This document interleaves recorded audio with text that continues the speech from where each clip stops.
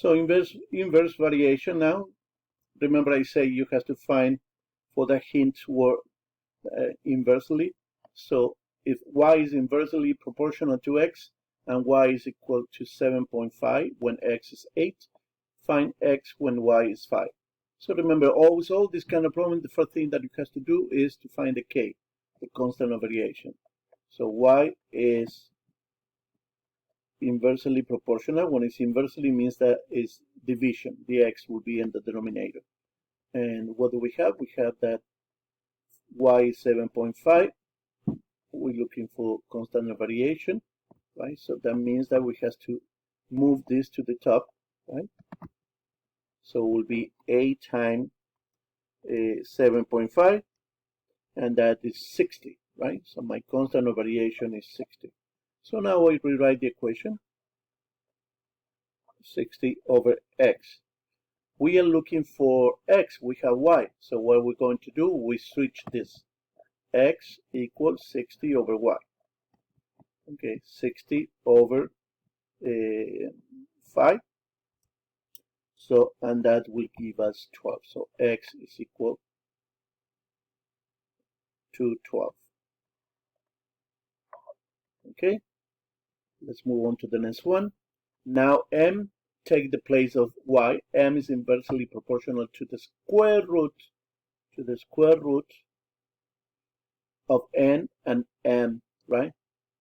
So be careful this one. Again, read the problem. Sometimes you don't have to do just the regular formula, but sometimes they add extra stuff, right?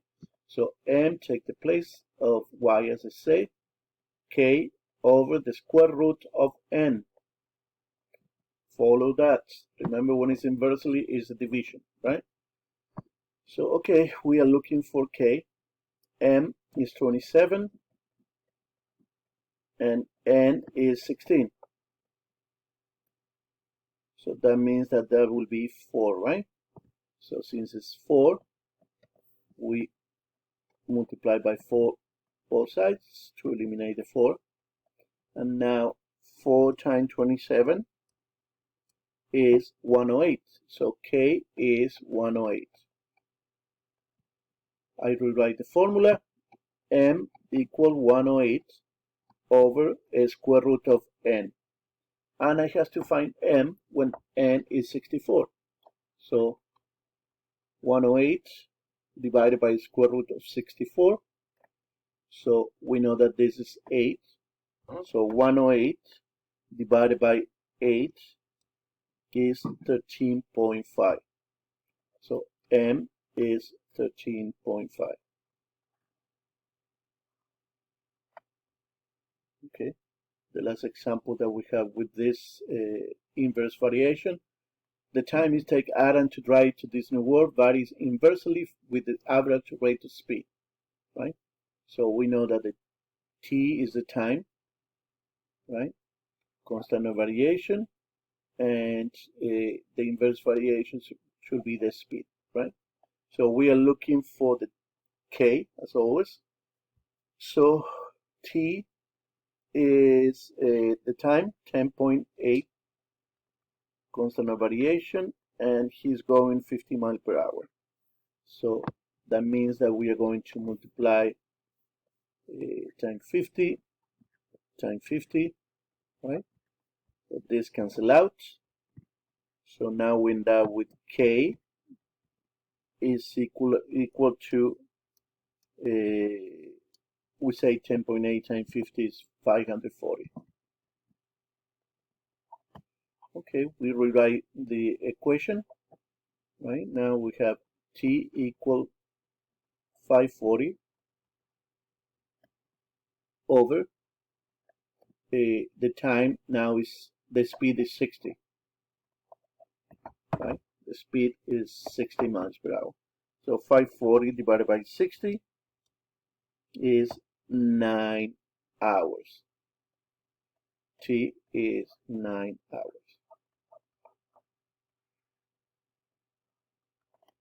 Okay, so next one.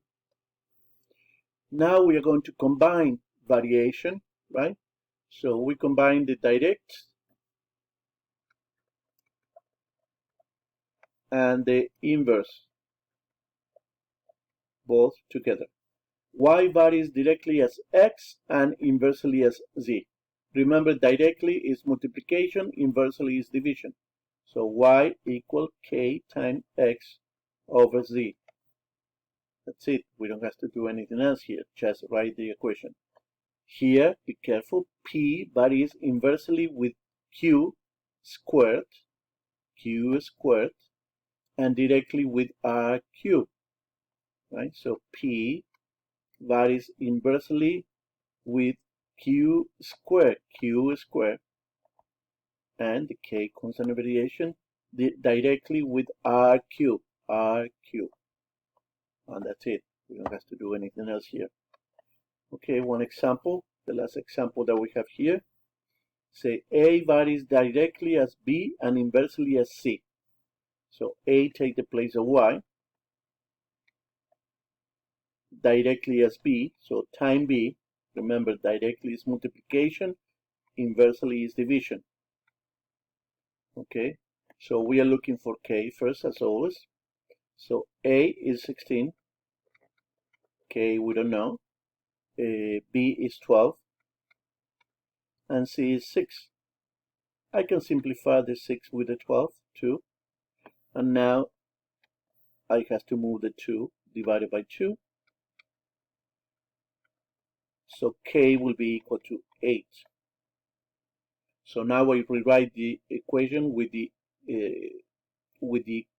K. A times B over C. Okay. We have to look for A, and it's A times B. B is 28 over 4. 4 goes into A twice. So my A is 2 times 28, 56. Right? And that's it, guys. Have a good night, and please complete the whole thing during the class. Remember what I said before. We are going to be walking around, and I want to see you working and staying focused, okay? Love you guys.